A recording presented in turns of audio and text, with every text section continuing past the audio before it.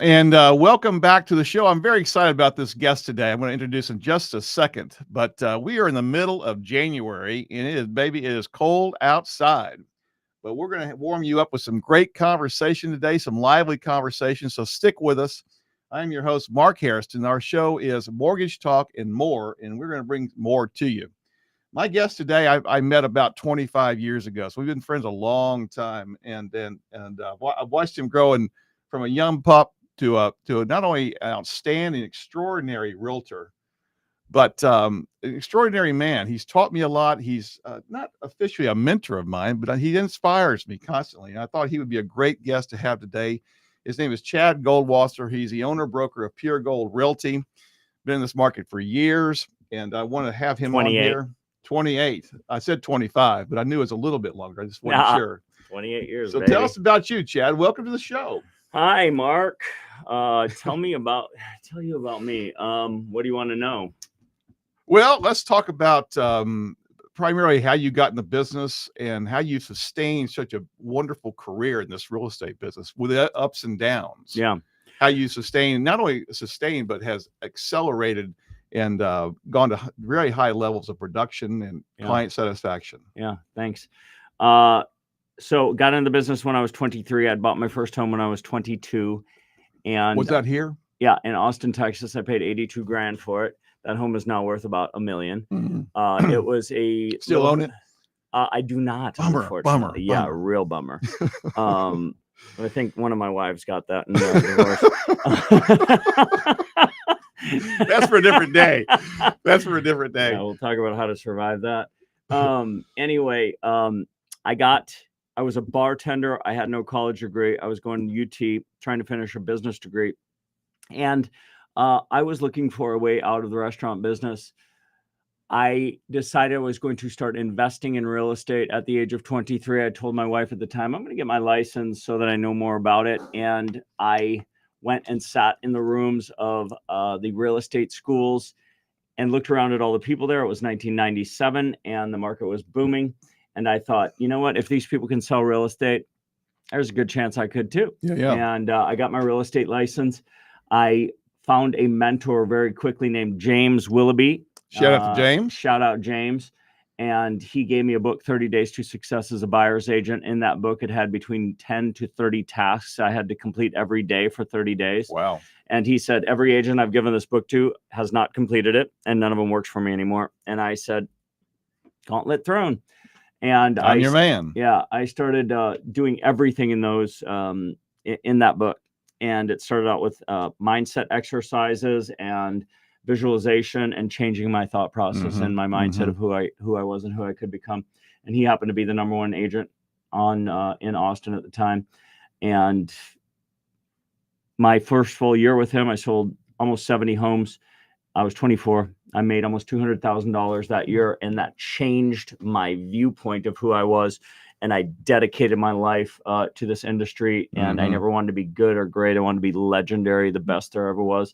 9 years later, I was the #1 agent on the planet. And now, that's awesome. Yeah, it's awesome. I lost it all, so that wasn't great. But then I built it back up, and now I'm about to really expand and grow. And I feel fortunate. I was telling my mother the other day, like, how fortunate that being a 23-year-old kid, God instilled in me a mission, a passion, a drive, and a work ethic. And I found a business where really there are no limits.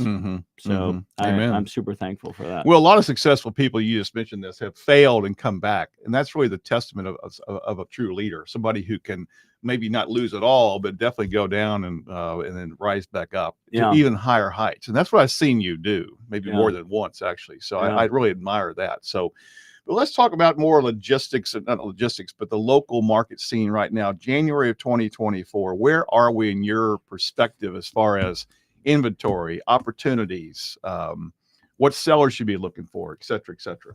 Yeah. Okay. So inventory. Last week, we had 9,465 homes on the market in Austin, Texas, in the MLS. That includes Round Rock. That includes the entire MLS. And in the country, if you look at our overall inventory and where it was 2.5, 3 years ago, At this time, we had almost 1,500 homes on the market in Austin. So 6 times. basically. 1,500. Yeah. 9,400 now. Yeah. 3 months ago, almost 14,000. Why that shift? Why the shift from 14 to 9? Is it seasonal? Yes. Okay. Yeah. So, interesting thing about the real estate market is a lot of agents will take a listing and they'll take it for whatever the time frame, 6 months, a year, 3 months, whatever. A lot of the homes are listed through January 31st. Okay. So not January, December 31st. So a lot of those homes that were on the market, the listing expired and then they came off the market and now they're starting to put them back on either with a different agent or they're waiting until the spring market or whatever. Right. So inventory compared to 3 years ago is way up, right? And 14,000 homes is a lot of homes on the market. So, but interest rates, as you know, being in the mortgage business, which by the way, you're one of the best mortgage people I ever worked with. Super, thanks, Chad. super things that I try to be responsive, knowledgeable, and always working to help other people out. So appreciate that. Congrats on being great. But the real estate market, interest rates have now come down, inventories come down, and you're going to see a lot of those homes come back and the inventory will go up, but there's going to be a lot more demand right now because people are getting used to the fact that we're not going back to 2.5% interest rate. No, sir. Ever. No, sir. I mean, if we do, great, but just put that out of your mind. Right. And when I first got started, 5-6% interest rates was incredible. Oh, yeah. And if you look back to the late 70s and 80s, interest rates were 18 to 20%. Oh, yeah. So Austin, Texas, and real estate anywhere on the planet is a good investment. I agree. In my opinion. I agree.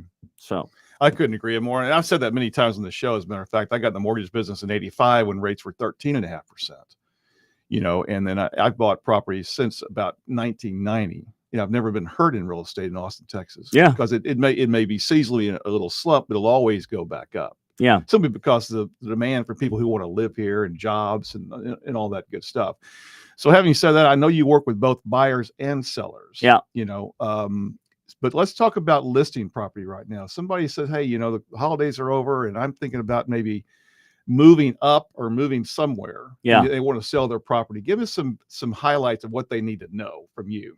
Yeah. You're an expert at that. Well, I'll give you 3 things that any seller should look for. Number 1, the agent you choose matters. People think real estate agents are all the same. No. Get that out of your mind.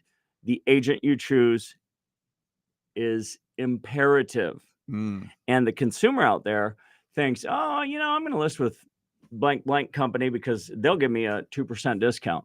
Or I'm going to list with this agent because she's brand new. She's a friend of the plant. Yeah, she's my cousin or whatever. I always tell people this. If you were getting brain surgery, would you hire the guy that was discounting his fee? Come on in. Yeah. Or would you hire the doctor that, does 1 or 2 brain surgeries a year? Or would you hire the guy with 28 years of high-level real estate negotiating experience? That's right. That does hundreds of brain surgeries a year? Right. We're not talking about brain surgery, but the crazy. But we're still talking about a lot of money. Oh God, the people that truly understand what they're doing would never put their biggest asset in the hands of someone that has no clue what they're doing or little experience or no. So number 1, hire a great agent. Number 2, get your home in the absolute best condition that you could ever get it in. Get on your hands and knees and scrub the baseboards with a toothbrush. This is what I always tell people. And number 3 is have an agent that understands the market extremely well and can help you price it correctly.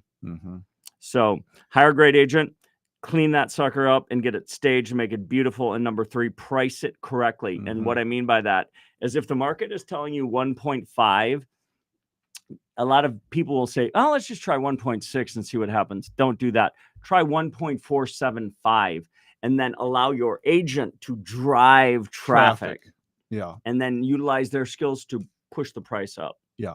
And that would be a universal counsel for anywhere. In other words, I've always understood real estate to be somewhat hyper local. In other words, Westlake is going to be different than Hutto, but the concept is the same. Yes. Your clientele may be different, Yes. but the idea is you still have to position that property for the marketplace. It's good, for the profile of the buyer. Yeah. Yeah. Yeah. Yeah. So I heard the other day, I'm not sure of the exact stat, but it was something like 30% of the listings now are vacant. Have you heard anything quite like that? Yeah. And so talk a little bit about staging property. You talk about cleaning it up, Yeah. but making it appealing to somebody. Tell me how that works in your business model. Yeah. Well, I have a proven, repeatable process designed to get people the best price for their home. It's switched and changed up over the years, but I've been using it for 25 years. It works. And part of that is staging the home.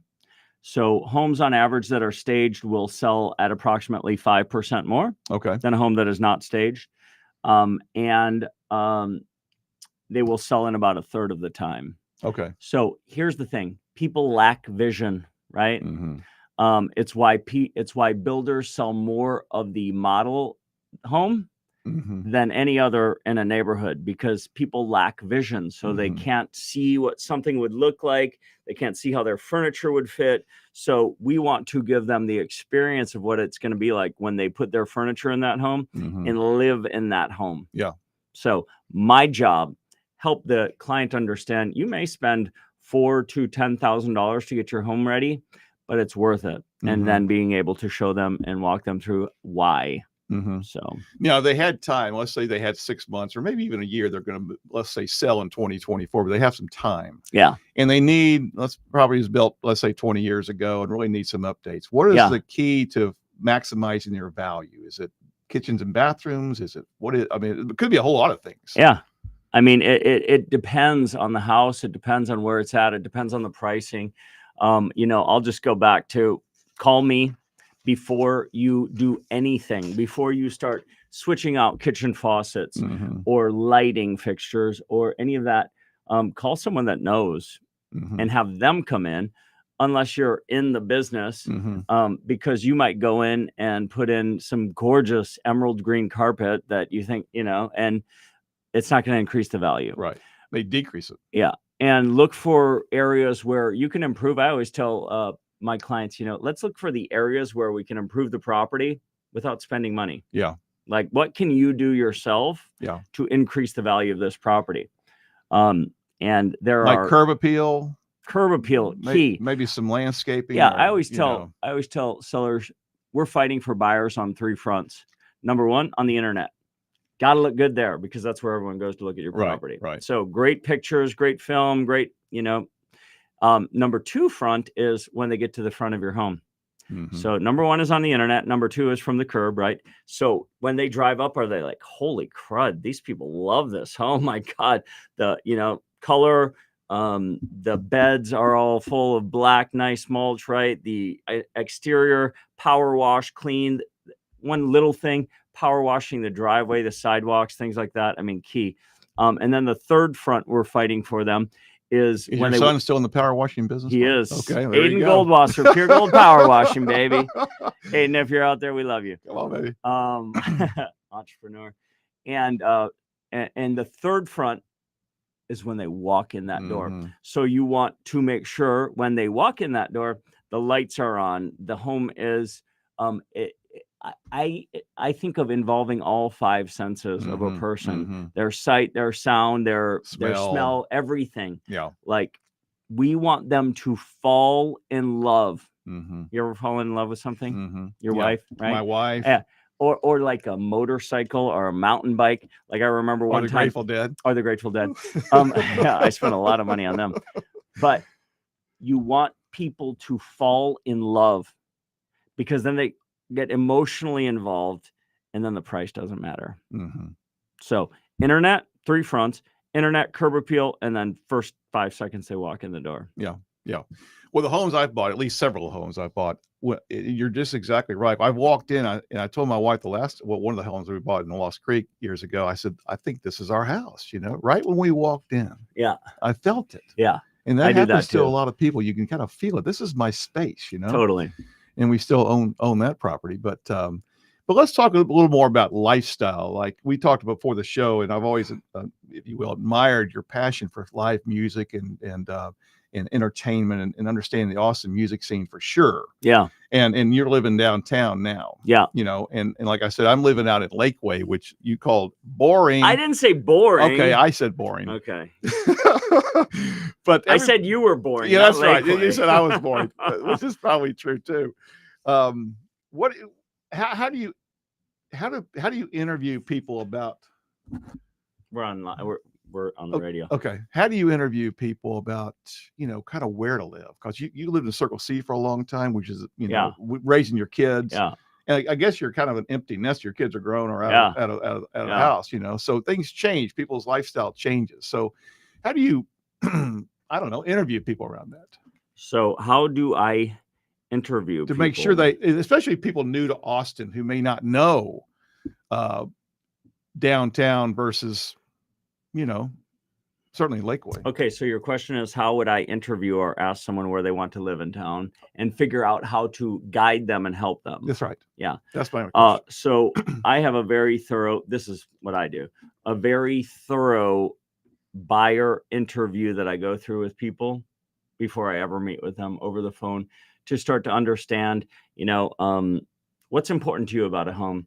What price range are you looking to buy in? What areas of town are you interested in? What do you like to do? All the different things that allow me to steer them and guide them to the best area that fits their lifestyle, right? Like, Lakeway versus downtown, totally different type of thing. Way different. Yeah, way different. But, putting them in a place like a subdivision that has schools and families and things of that nature versus putting them downtown in a smaller home that's closer to all the things that they might like to do. Restaurants, entertainment. So one of the most important conversations I ever have with a buyer or seller is before I ever meet them, having a systematic way that I can ask them questions that help lead me to lead them to the right area of town. So that's what I would say. And do you specialize in certain areas versus others? In other words, will you go to Georgetown? Yes. Okay. I will go anywhere. I can help someone in China buy a home. Okay. We'll leave it at that. Yeah. So let's see. What else can we chat about? What's important? Where do you see now, getting back to interest rates as an example, I've been reading a lot of articles around that some of these experts are suggesting that interest rates are going to crash back in the 3s or 4s this year before the election. And I don't really believe that to be true. Yeah. I think they're going to float in slowly, gradually this summer into around 5.5%. All right. Okay. And I think that's going to put tremendous or create a more robust and buy now. That would be an idea. Buy now. In rates, like I just locked a fixed rate 30-year yesterday at 5 7/8. Yeah, but continue with you. Well, the question is, I think what your question was is when should people buy or should they wait? And it's always a tough question to answer. Yeah. My guess is that I've always suggested to buy real estate, but there's timing is important too. Yes. Okay, because I bought a house in 2010, which was better timing than the property I bought in 2023. Yeah. Or 22, I should say. Yeah. So, but I'm not worried about it because I think that the market will shift and things will kind of go back to normal. But yeah, I think that as rates improve, what do you think is going to happen? We're going to see more multiple contracts coming around like we did. We will. The biggest challenge with real estate sometimes is that the people that are selling it are not educating their clients enough, meaning the agents. We don't know how to speak to a buyer when they say, I'm going to wait. I'm going to wait. Well, why should they not wait? Right. Right. If you waited in 2010 to buy your home till 2023, right? Yeah, that home is worth, and would it help them to wait from now till the summer when interest rates may or may not be at 3 or 4%? My recommendation to any buyer is buy now. And I don't say that because I just want them to buy from me. Right, I know what's going on in the market right now. I know what's about to happen, which is our inventory will grow. Mm-hmm. Interest rates will continue to come down, and there will be a surge of buyers, and prices will drive up. Mm-hmm. And so, could you get an interest rate in 6 months that's going to be 2% less? Maybe, but you can also refinance at a certain point. That's right. And when the interest rates drop 2%, your price is going to increase probably 10 or 20%. That's right. That's So, right. yeah. So what do you think the challenges are, the potential challenges this year in Austin, Texas? In other words, you feel it's going to be a very good year, or you think that we're going to see some political issue? Well, there's always political challenges, if you will, Yeah. but you think that's going to influence the market at all here, the election year coming up and all that? Yeah, I totally think, Inflation, blah, blah, yeah, blah. everything affects the real estate market and the stock market and, life in general. So I think, sometimes people are like, how's the real estate market? Mhm. And a typical traditional average real estate agent or average consumer or average buyer or seller might say, I'll come from the agent's perspective. It's really tough right now. Right. Well, that's not true. I look at the real estate market like I look at the stock market. Some days it's up 100 points. Mhm. Some days it's up 50 points. Mhm. Some days it's down 100 points. Some days it's down 50 points. Right. Right. It moves. And because I'm in it so much, and because I constantly study and learn and look at the numbers like every single day, how many homes are on the market, what's gone pending, Mhm. what is sold, I feel the ups and downs continually. Mhm. So everything will affect the market, the upcoming election, the interest rates, the, Mhm. Inventory levels, inventory, everything, jobs, so employment. I'll go back to what I do myself with anything is if you're thinking about buying or selling real estate this year, find an agent that's really kick ass. Yeah. And speaking of kick ass, tell us people how to get a hold of you. They want to contact you directly from this show. Yeah. Phone number On et cetera. Instagram at chad.goldwasser. That's GOLDWASSER. Also 512-750-8333 is my personal cell phone number, and you can call me anytime. Awesome. I answer my phone. So those are two great ways to follow me and find me. Good. Yeah. And one thing I've noticed over the years is that, and I've been doing this again this is my 39th year, matter of fact. Wow. April the 1st, I was going to say 1885. It's 19. You look great. It's 1985. But anyway, this will be my 39th year. But and I've gone through 4 recessions over the years. Yeah. And in this last one, in the last couple of years, it wouldn't really be called a recession, but it's certainly a correction, Yeah. from those historic lows of rates. But the thing that one of the keys I've always found is the market adjusts to people's confidence in the economy. Yeah. The consumer confidence levels. Yeah.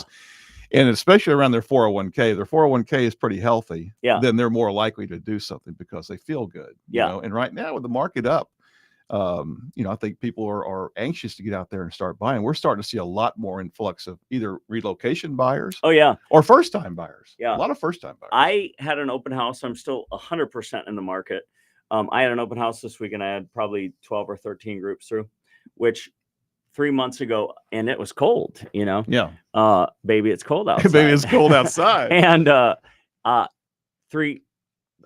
middle of December, I had an open house. I had nobody through, Yeah. So that has to do with the timing, but also with what you're seeing in people's idea about what's happening. So Yeah. Where was that property? that was in a neighborhood called Circle C Ranch, which I live in and work in a lot. So yeah, it was a $950,000 home. And which would have sold immediately in another market, but has been sitting on the market a little bit, which is an incredible opportunity for buyers. Yeah. Sellers are willing to be more negotiable if their home's been sitting on the market a while. Now, during COVID, we saw a lot of work from home. Obviously, because people couldn't go to an office. Yeah. And so people were moving around a lot. There was Yeah. a lot of activity around that. You still see that as part of people's work profile, that they can still work from home, or do you think that people having to go back in the office, or do you know? Oh no, I completely know. Yeah, no, more people are working from home. Okay, still. Less and less companies are finding it necessary to have offices where people can come together, as long as their employees are willing to do what they need to be doing, Yeah. So, yeah. Yeah. Reason I ask, because the traffic is obviously still one of the big problems or cons of Austin, Texas. Yeah. And so if you can, it's as important that you have to go downtown or go to the office, Yeah. which really helps people's buying decisions. Yeah. For sure. Even though I live in Lakeway, I still go into my office in Clarksville, West Lynn. Yeah. It's not, it's 30 minutes, which isn't too Yeah. bad. But think about California. yeah. And we're starting to see a lot of people obviously move from there. Okay, we've only got a minute or so left. Leave us with some nuggets. What are some takeaways people can get about if they're looking to buy or sell or invest in property too? We haven't talked about investment property opportunities, Yeah. And I think there's still a lot. I'm starting to get calls a lot from investors too right now. Yeah. Here is some advice. Number one, call me or call a great agent. Find a great agent. Like more than anything, I can tell you that will be the key to your success. Number two, get pre-approved. Figure out what you can buy. Call what your Mark, budget is. Call Mark. Understand what you can afford if you're investing. Understand how much am I going to need to put down? What is my payment going to be? Understand what your investing strategy is. Am I looking to buy and hold, which I think is the best way to invest for a lot of people. And then long-term versus short-term, Airbnb versus long-term rentals. Totally. Too. Yeah. And then study and learn the market.